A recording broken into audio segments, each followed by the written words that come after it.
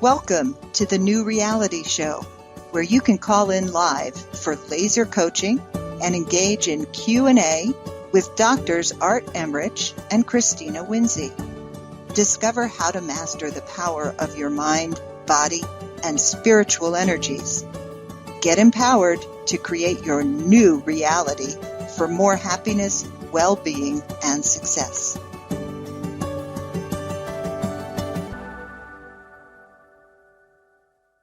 Happy Good Friday, Dr. Art. Yes, happy Good Friday to you too. Thank you. Yeah. How are you this week?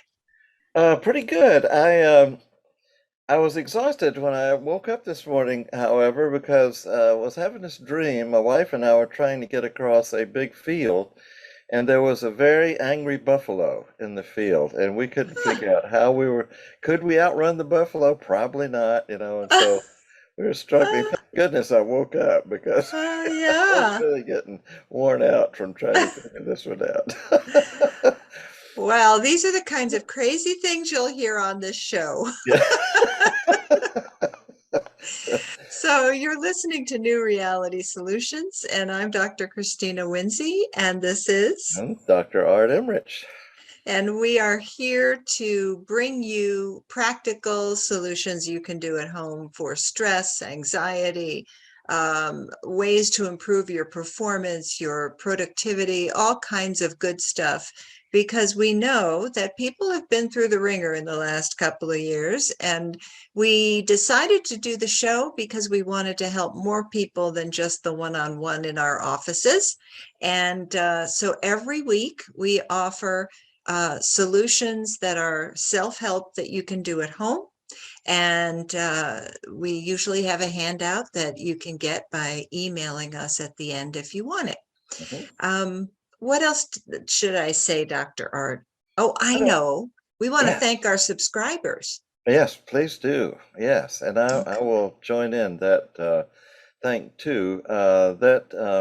We are supporting this out of our own pockets, and so any little bit that you could help, or big bit if you want to, would really relieve a lot and help us stay on the air here. So we really encourage you to donate as little as $2.99 a month, and that makes each show about 75 cents.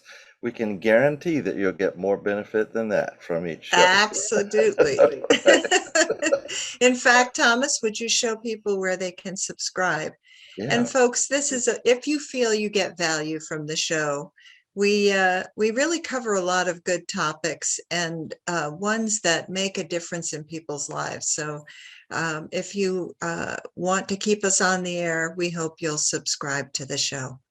Meanwhile, it is a live talk show. Our topic tonight is self-talk, and we're going to dive deep into that about how self-talk affects all aspects of your life. But meanwhile, you can join the conversation, or you can just call in for laser coaching if you have a challenge. And in the United States, you would dial 1-888 toll free. Oh, here it comes 1-888-627-6008. And outside the US, you dial direct 1-323-744-4831. So we encourage you to call in with questions, comments, join the conversation. We'd love to have you on. So with that, we always start our show with a tip of the week by Dr. Art. So here we go. Okay. The tip of the week this week is sound. What I have recently been exposed to and kind of discovered is that there is a set of frequencies, the solfeggio frequencies. I guess the musicians out there will know about these. And there's one particular, 528 hertz, is called the love frequency. And when you listen to this frequency, it is supposed to really harmonize your mind, body, and spirit, and just envelop you in a loving cascade of sounds that resonate all through your body. You know, we're kind of the human instrument, and we can get out of tune. And so this is a way to kind of retune yourself and get back in. So if you're interested in what that sounds like, just go on internet and put in the low frequency or 528 hertz, and you'll just be astounded at how much is available that you can listen to. And you can download for free a lot of these 528 things that you can put on a CD or whatever you want to do with them. But I have one playing in the office all the time now. It's one that I particularly like. Some of them will be more appealing than others to you, but just encourage you to immerse yourself in the beautiful sound of love, 528 hertz. That's Good for awesome. you. Yeah, and it makes a huge difference. You know, I mean, who doesn't like soft music when they come into a room and Yeah, it's peaceful, you yeah, know? So, yeah, very yeah, good. Yeah, and speaking of peaceful and love, self-love and self-talk are the topic tonight, mostly yeah. self-talk, but Mhm. positive self-talk is a way that you can love yourself and Love be yourself. a Sure. really good friend to yourself. And I think that we just don't have that as much in our world. You know, we tend to be so negative and self-deprecating. And I think it's almost it's part of the socialization, as if you're not supposed to take care of yourself with what you say to Yeah. yourself.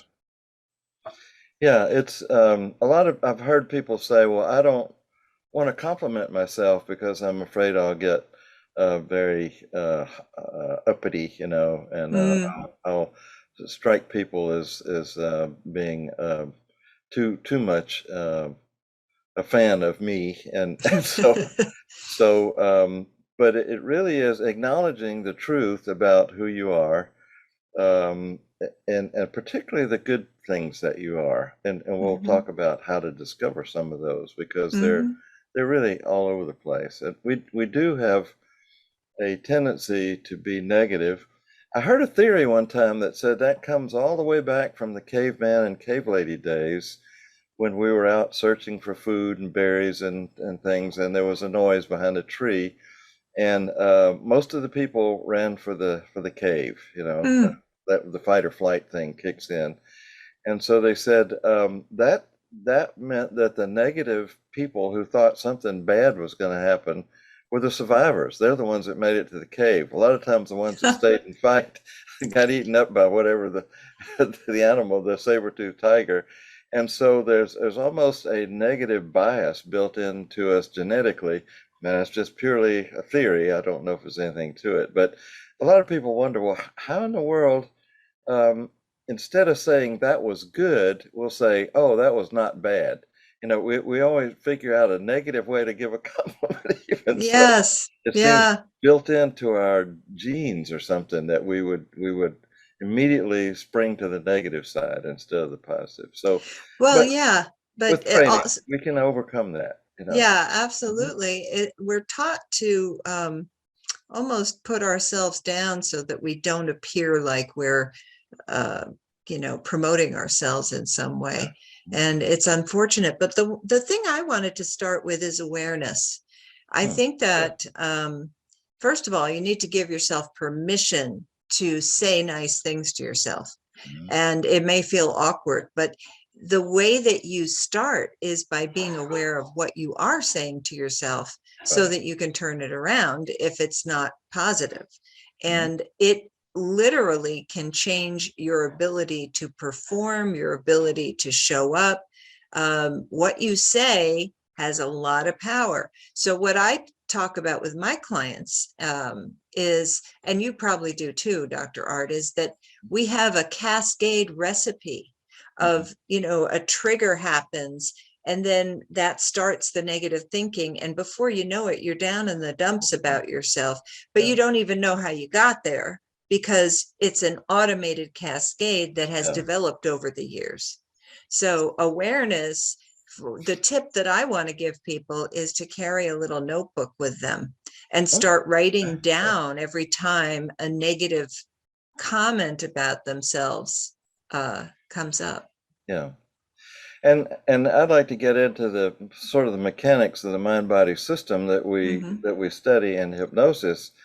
Is that we have what we're um, operating on is that we have two minds, a conscious mind and an unconscious mind, and the um, the child doesn't have any way to block out negative information. It just loads in from every source that comes along. Eventually, at about age 10 or 12, we developed a filter that we can block that out. But here's this two-edged sword, I guess, is that we would only block out stuff from people that we don't trust, that we don't love, and that we're not sure what kind of information they're giving us, and that either lets it into or keeps it out of our unconscious. Your unconscious thinks that you are the ruler of the universe, and so whatever you say goes in. It doesn't get filtered, doesn't get blocked at all. So if you say, well, you're stupid, you shouldn't have done that, that was a dumb thing to do, who do you think you are? That just goes in, and your unconscious sitting there. So wait a minute, I got to take all that down here. Okay, you're stupid. And that is the basis for our self-esteem, for our image, our self-image. It all comes from what's stored in the unconscious, and most of the time we don't know that it's even there. Hmm. And even if we put it there, we don't remember, we don't realize that that's where it came from. So just be very careful what you say to yourself about yourself, because Hmm. it is very potent. It doesn't get filtered, it doesn't get blocked, it just gets stored and referred to later on when somebody says, or you ask yourself, well, who am I? What kind of a person am I? The unconscious goes back and say, well, here's what you said, here's what you said, here's what you said. So be aware that you may think nobody's listening. The unconscious is always listening. It never stops, it never sleeps. It's interested in what you have to say and how you feel and what you think and what you're doing. And so when you come out with some verbalization, it just, oh, okay, I guess that's true, because the master, the mistress said that. So I'll just make a note of it. And Yeah. it's so it's much more dangerous than if somebody else, because we do have protection. If somebody else says you're stupid, and you say, no, I'm not. I made good grades in high school or whatever. You have evidence to the contrary, and we can block out a lot of that stuff. But if I say, oh, Art, that was a dumb thing to do, then, oh, does dumb things, just make a note of that.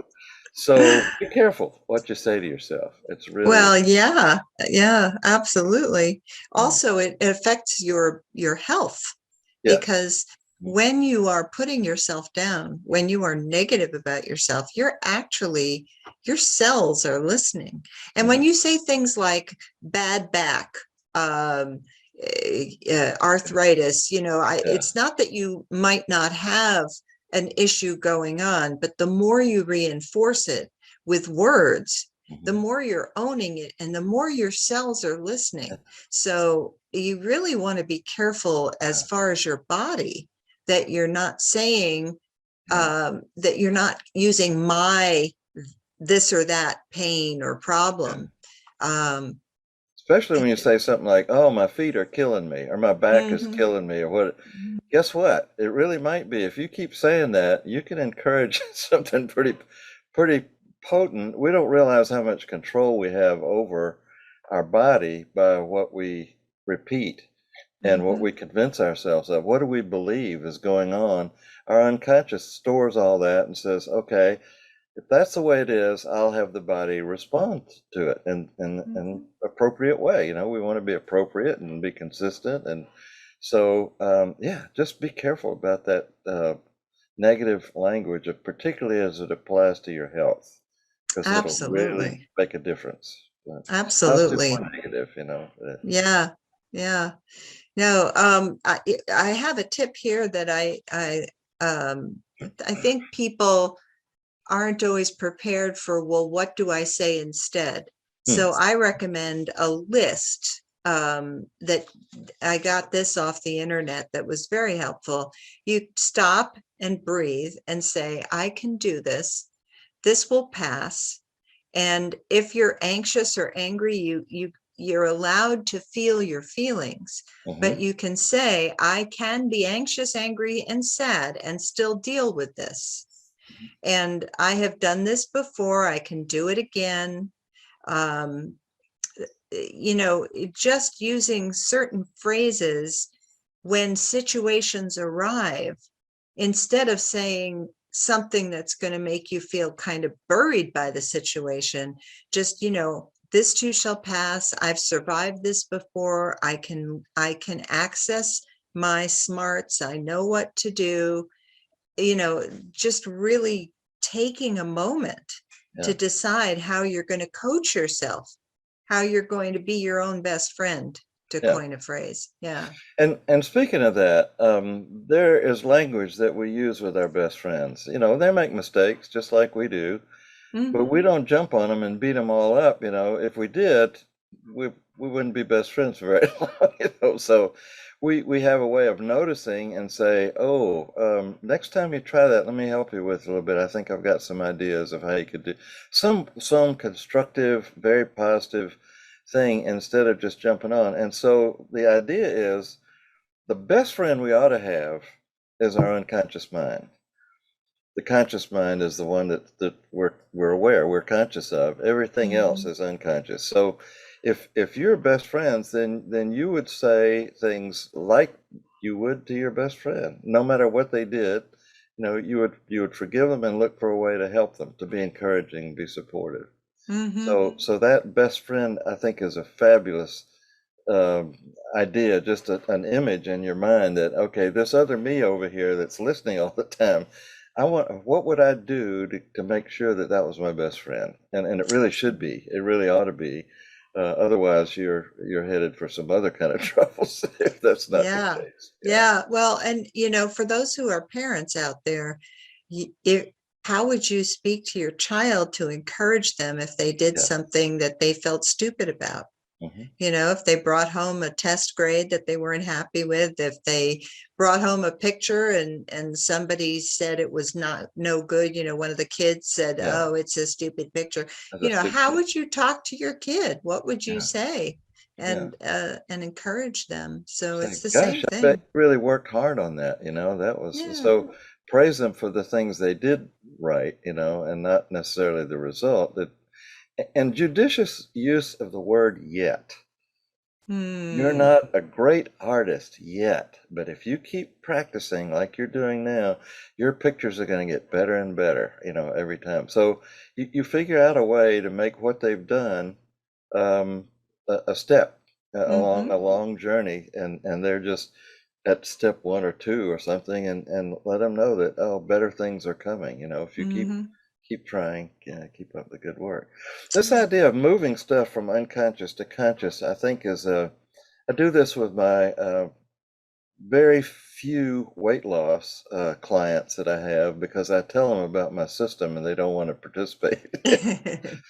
But I just say if you set a goal, and my goal is always in terms of size and shape. It's never about pounds and weight and scales and diet and all that kind of stuff.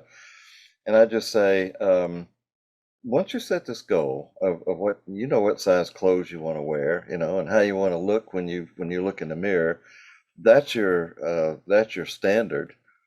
And if you start eating, and anything you put into your mouth or drink or eat is a 4-word question that you ask yourself with every mouthful of food: toward or away from. So you know what the goal is. Is this whatever you're putting in your mouth? Is that taking me toward my goal or away from it? Now that doesn't mean you're going to succeed. It just means if you fail, you're going to do it consciously. Because a lot of people, their problem is they eat unconsciously. They'll Mm. sit down and watch TV and they'll have a bowl of potato chips or a bowl of popcorn, and pretty soon it's gone. The whole thing's gone, and they were not even aware that they were eating it. They're busy watching this exciting program, whatever it might be, and just completely lose the fact that they're not really supporting themselves in achieving the goal they set. Mm-hmm. So that little question is for any goal. It doesn't have to be food. It can be, I've got a goal. is what I'm getting ready to do. Is that taking me toward my goal or away from my goal? And that will move it into consciousness, and then you get a vote on it. Just remember, everything that's unconscious, you got no vote. You might have gotten a vote when you put it in there, but once it's in there, it's going to happen automatically. That's what habits are. They're unconscious behavior. We don't have to Mm-hmm. think about it. We just do it, And so this is bringing it out of automatic and into conscious awareness. Is this something I really should be doing? Is this moving me to where I want to go or not? Mm-hmm. That really kind of wakes up the whole system. I love that. Yeah. Yeah.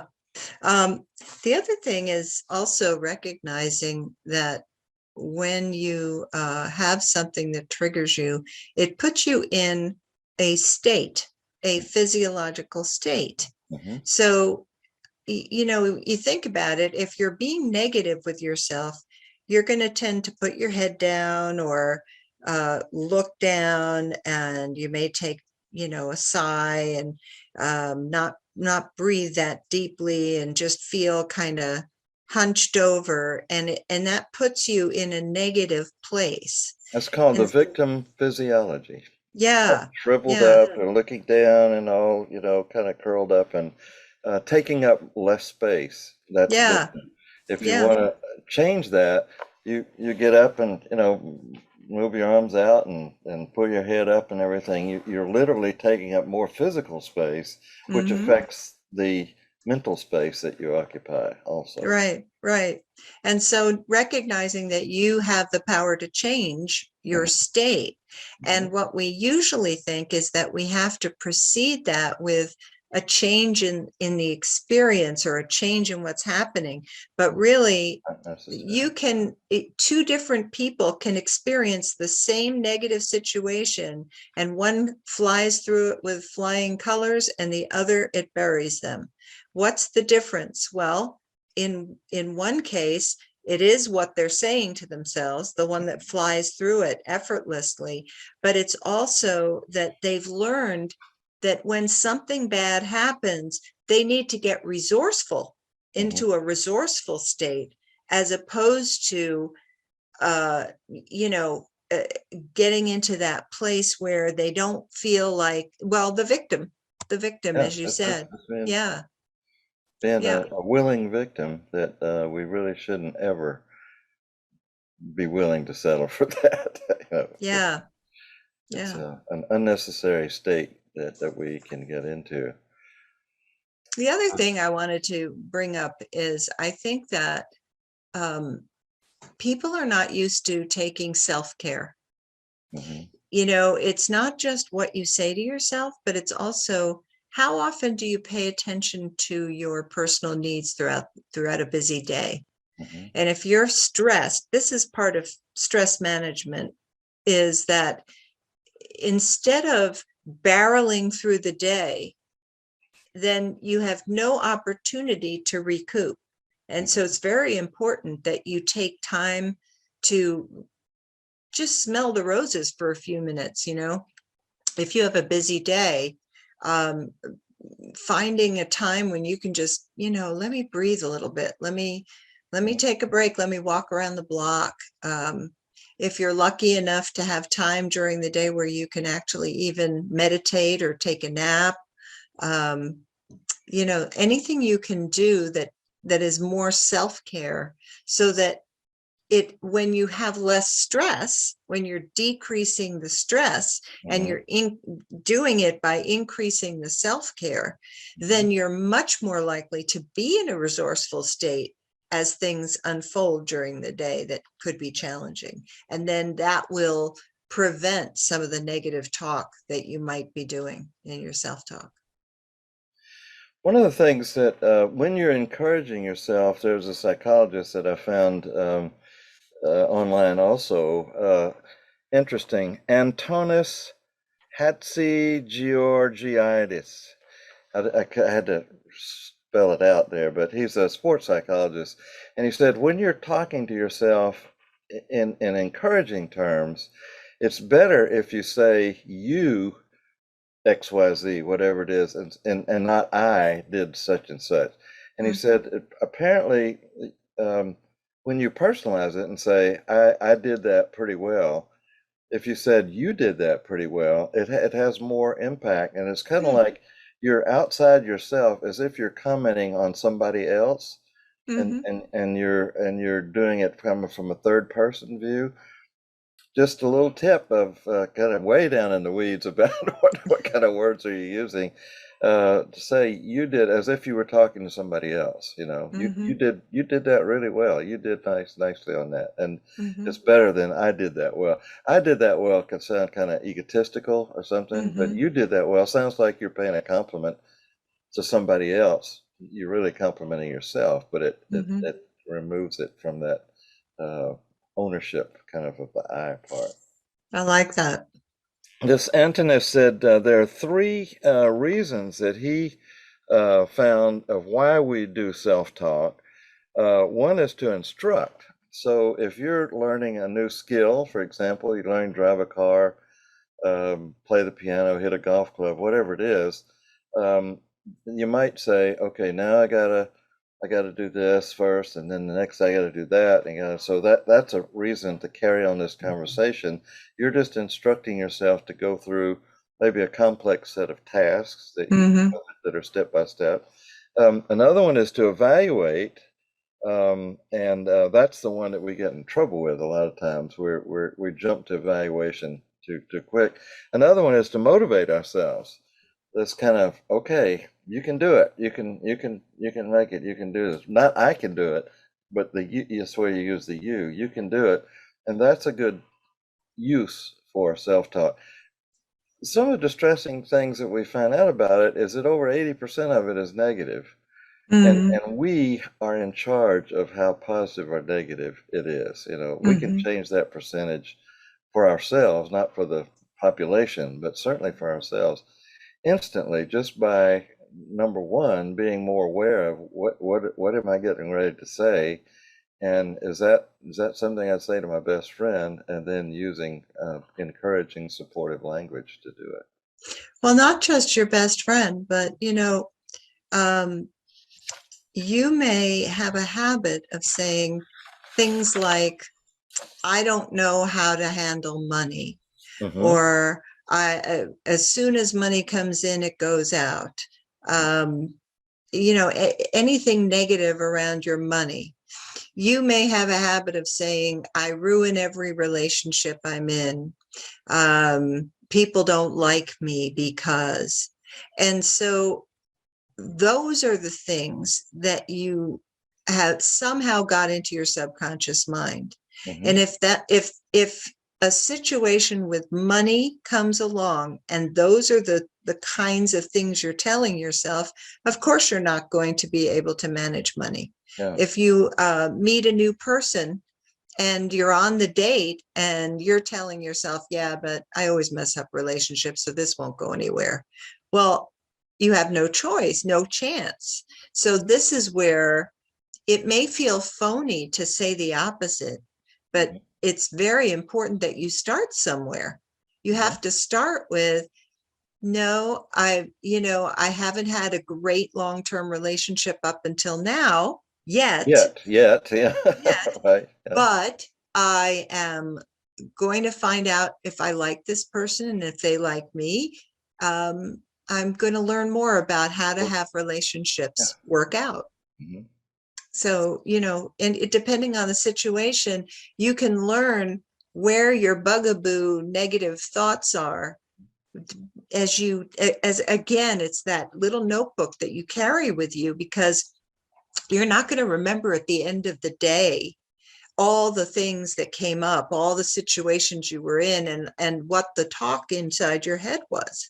So if you have a little notebook with you, then you can catch it and catch yourself in the act. Yeah. Mm-hmm. Yeah. One of the things that sports psychologist said is, imagine that you're somebody's coach. You're your own coach. Mm. And so they did something. So as a coach, what would you say to them? They're counting on you for feedback and for encouragement and for support and for information on, gosh, maybe next time, now here's this instructional thing. that didn't work out as well as you wanted it to, and so maybe next time you could try it this way, and so you're suggesting some changes that might be made that would, be appropriate. So this idea of you really can be your own best coach, but you Mm-hmm. have to remember that that's one of the roles you can play for yourself, is to be the coach, and that kind of depersonalizes it too. Now you're talking to yourself as if you were the coachee, whatever it's tennis or Mm-hmm. golf or life or relationship, whatever it is, that you've got this built-in coach just watching everything you do and remembering what you, because they were there too, so they really know you very well. And Mm-hmm. you're saying that when you use the language, the idea of phraseology of positive, instead of saying "don't get upset," just say "stay cool." So you're phrasing it in what you want rather than what you don't want. And Right. always in NLP, that is just the foundation. Always say what you want. Never say what you don't want, because if you do, you're going to get more of that, and Right. so you might as well Right. phrase it in a language that said, I want more of this, so I'll say it that way. The other thing too is, let's say that you want to be more successful and you want to reach a certain level in your profession. Hmm. Finding someone who is already there, Hmm. what would their thoughts be? What would they be telling themselves? You may not have access to actually ask them, what do you say to yourself when you're challenged with this, that, or the other thing? But there are books on what do rich people think and how do they handle money. Hmm. So it guaranteed, and this is where the story of Tony Robbins when Hmm. he went and worked with the Department of Defense, Hmm. and he did something called mirroring every single aspect of the best shooters in I guess it was a regiment, I don't know. Hmm. And so he took the three top marksmen, or whatever top people that in the army, Hmm. and he learned how they held the gun, how Hmm. they breathed, how they stood, what were they thinking, how were they feeling, and he was able to recreate the same abilities in himself that they had within a very short period of time by doing this. There's And a hypnotic technique that uses that. It's called DTI, deep trance identification. So mm, you find somebody that does whatever you'd like to be able to do, the way you'd like to be able to do it, and you start observing them just like Tony did, to the best of your ability. And then what they recommend in this the hypnotic teachers is get a circle, imaginary circle, or you can make a circle on the floor on a piece of paper or whatever, and imagine that person is standing in that circle that you mm, identify with, and you watch them and you listen to them and you study them and then whenever you're ready, you step into the circle and you step right into their body and you mm, become them. And it is very powerful. He's had people to say, okay, a lot of the stage hypnotists use it. They say, okay, um, the person's in a trance and they say, you are Michael Jackson. And he said, you would be astounded by how much you know about all the little quirks about some famous person like that. And when you step into that role and you become Michael Jackson to the, wow. whatever you know about it. And he said, it is phenomenal how good a job people can do with that, not even realizing that they knew that much about it. But it's Hmm. it's this notion of we pick up, our unconscious mind picks up a lot more detail than the conscious mind's aware of. So Hmm. so in a hypnotic state, and that's why I do deep trance identification with people in my practice. Of, is there somebody that you know that really does this well, that's your role model? Let's talk about them, and really get the person involved in their observations of that person, and then you have them close their eyes and just step right into that person, and they become them. Amazing what happens. Just That absolutely is, yeah, astonishing what they very can do. powerful. Well, Yeah. that, I think that's where, most people think of a hypnotist making them act like a chicken or something Yeah. like that. Yeah. But it's the same principle, but with a much better aim. That shows how much we know about chickens that we didn't Yeah, even realize for sure. Yeah. You want to give us a station break and a reminder here about You bet. what's good time? Absolutely. We are Yeah. at the bottom of the hour, I believe, just about. You're Yeah. listening to New Reality Solutions, and I'm Dr. Christina Winsey. This is Dr. Art Emrich, and we're all about finding you solutions that you can do at home to help yourself with stress, anxiety, um, any way that you can improve yourself in your life. We want to talk about it, and so we invite you to call in if you'd like to join the conversation or ask a question or get some coaching. And you can dial toll free 888-627-6008. And that's in the United States. If you're outside the US, dial 1-323-744-4831. And tonight we are talking about self-talk. If you've missed the first half, we hope you'll listen to the replay because we sure have said a lot so far. Yeah. But there's always more to say. Yeah.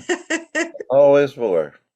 One Yes. of the things that I found that I thought was a real neat, quick cut to the essence of this, they say if you want to know why it's not simply nice to treat yourself nicely, it's also strategic. Because the nicer you treat yourself, the nicer you'll start treating other people, and that will improve your social relationships and things. And they said the foundation of it is that our behavior a lot of times comes from feelings. Mm-hmm. And he said, if you thought about it and realized that this is really love, we talked about loving yourself or loving other people. Now, if you love someone, how would you be more inclined to treat them? You know, that you wouldn't abuse them, you wouldn't be nasty to them, you wouldn't say bad stuff about them or to them. And so this says, if you love somebody, you don't dwell on their mistakes, you move past them. If they don't know something, you don't make a big deal about it. You find the answer somewhere else. When they succeed, you feel great about congratulating them. You encourage them when they're struggling. You try to catch them doing things right. And this is good about yourself. Catch yourself doing something right and compliment yourself or just comment on it. I mean, say what is true about it, you know. Mm-hmm. There's a way some people say, okay, I want to be I want to feel worthy and everything. And there are people up here. Well, there's two things I could do. I can either build myself up or I can tear them down. Mm. Unfortunately, a lot of people say the fastest way I can get one up is to bring everybody else down, and then Mm. I'll be the one. And so the hard way, but the more useful way, is there's somebody up here that I want to emulate. I'll bring Mm-hmm. myself up to their level instead of trying to tear them down and make me feel good because I'm better than that. Yeah, for sure. That's very powerful concept. I think that's also part of being aware of self-talk is what you say about others inside your head too. Inside your head, yeah. And that recognizing that you don't really feel better by cutting somebody down. Mhm. You don't really feel better by dwelling on where they've Mistakes and got things. faults and Yeah. things.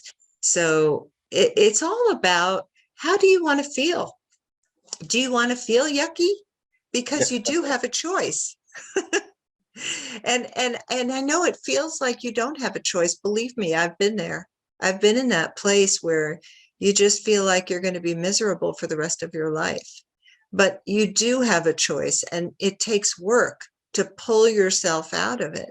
But there are tips that we've given over time on this show, and there are tips that we're giving tonight, and things that you can do to make it easier for you to switch your state each time something happens, going for a phrase or something to say to yourself that's going to pull you out of it and turn you around.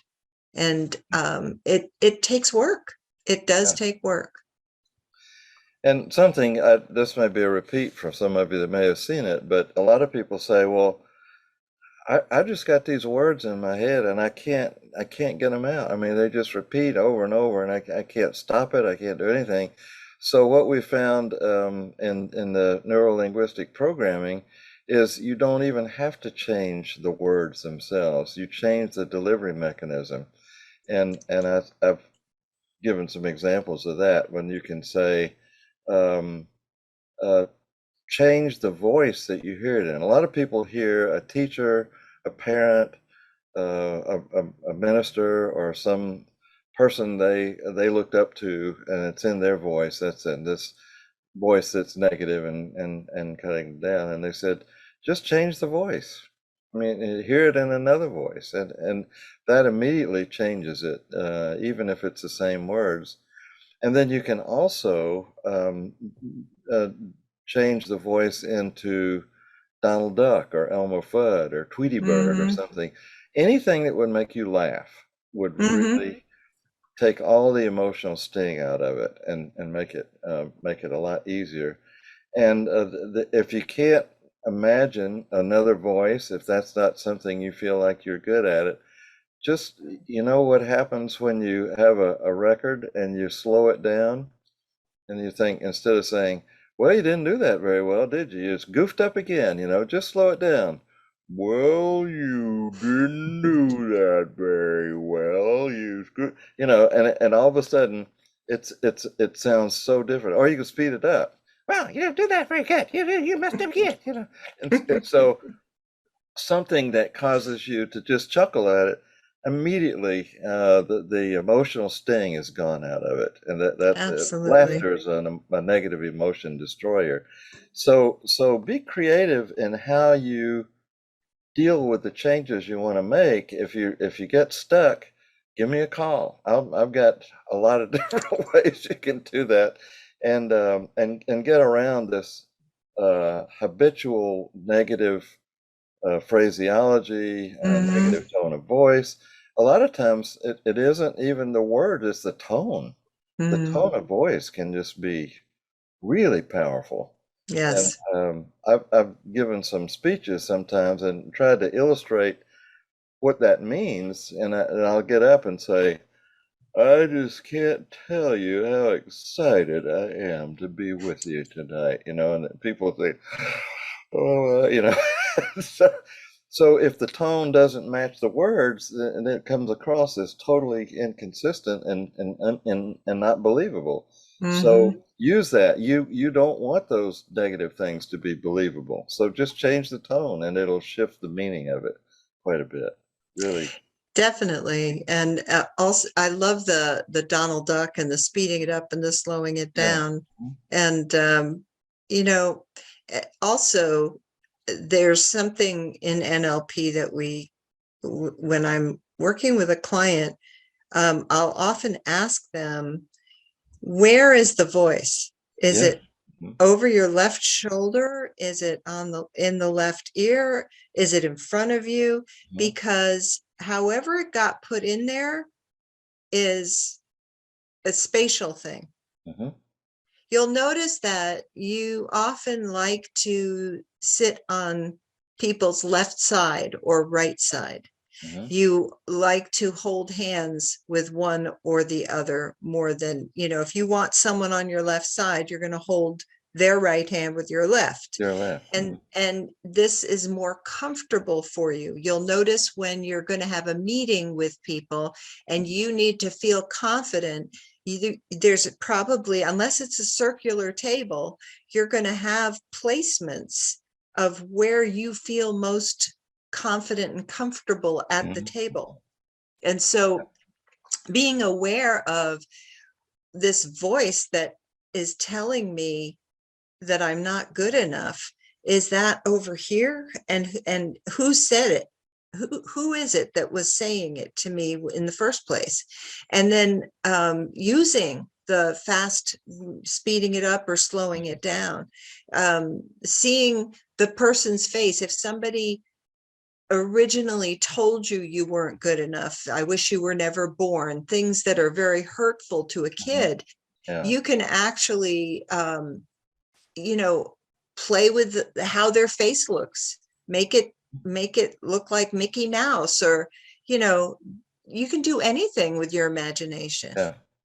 That's the cool thing, is that there's no limit on your imagination. I had a tennis player up in Chicago, junior tennis champion, and she had one person that she just could not defeat. And she said the reason was, I don't know how this is even legal, but this woman's, a young girl, actually, his mother, would get on the fence behind her daughter, where this gal had to look at both of them at the same time, and she would bang, swing back and forth on there, and as a distraction and everything. And so, and she said, that just unnerves me. I see that woman up there just, she's just swinging on this fence. And I said, okay, what are we going to do with her? Because we can't tell her she can't do it. We can't stop her. So let's turn her into an orangutan, And all of a sudden, that just got to be hilarious. As soon as it was funny, no more difficulties with it. She beat the stew out of this gal the next time because she's watching this orangutan behind her, just saying how crazy that was. So I think the neat thing is, if you have a problem, creatively play with it, and because your imagination can just do all kind of wonderful things with it. Imagine her with two heads, or or whatever, just some that are turn her bright purple, or just some play with some what we call submodalities. If it's color, we know what color people typically are, so change them into something outrageously different. If you got a funny animal, then turn them into an animal. And so that kind of thing is always available to us. Doesn't cost a thing, just a little bit of effort and coming up with what's an image that I would find humorous, and use that, and it just changes the whole meaning of it. And that's really what we're doing, is shifting meaning. Absolutely. Yeah. And also just getting back to the spatial thing, if you heard it coming at you in the left ear, move it over to the right ear. To the right ear, yeah. Make it uncomfortable for that to even come at you. So you can put play it with all behind these. you, put it put it up over your head, and just all kinds Or of, imagine them muffled. yeah. Muffled them. So the idea is, have a playful attitude about these things. Yes, they are serious, but that doesn't mean you have to be serious about them. You can treat them with a lot of creativity and humor. Totally change everything about it. Absolutely. Yeah. Wow. We still have a little bit of time left, and I know that we do want to talk about what we're going to bring on next week. Yes. And then we can finish up with the topic. But next week we have Carrie Sauls, who is going to be our guest. And Carrie is a woman who has survived a great deal of abuse in her childhood. It was mental, physical, and sexual.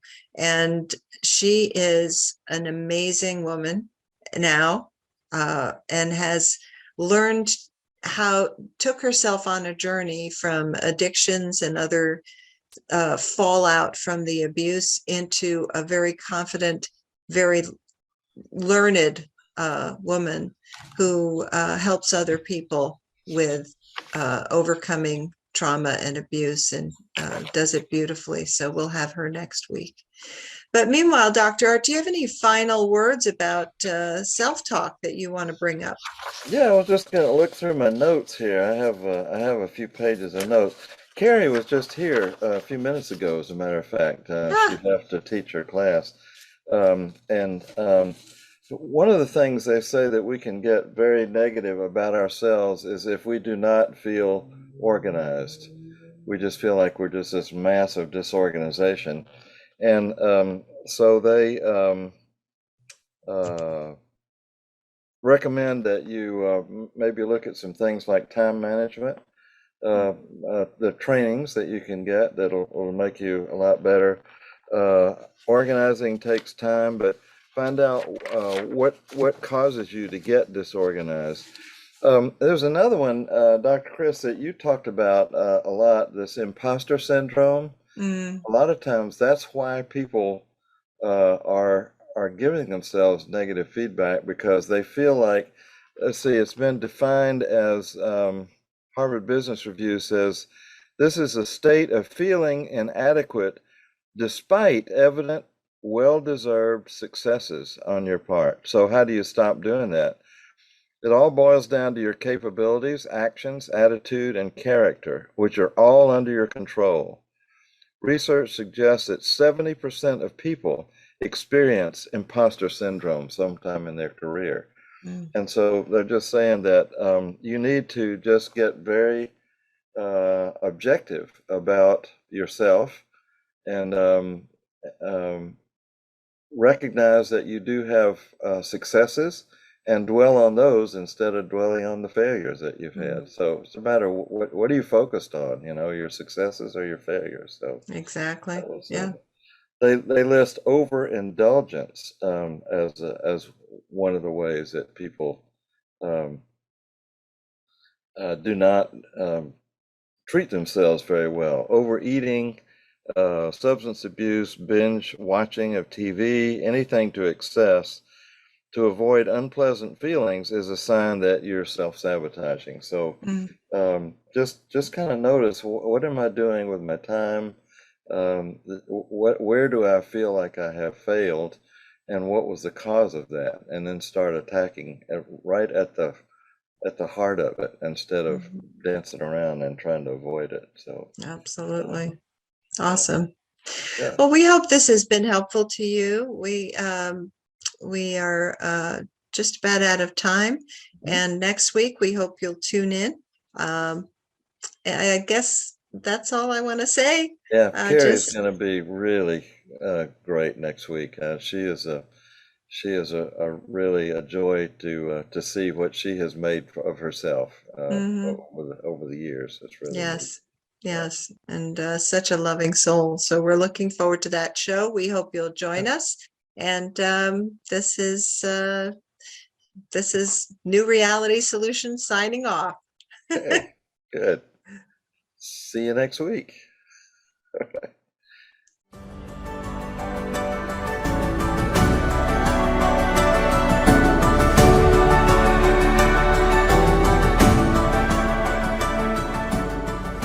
Thanks for joining us. If you've enjoyed this show, please consider being a supporter. You can find that on our show page. Tune in every Friday night at 6 p.m. Pacific, 9 p.m. Eastern, and find us on Facebook at facebook.com/New Reality Show for announcements of upcoming topics and exciting guest interviews. Bye for now.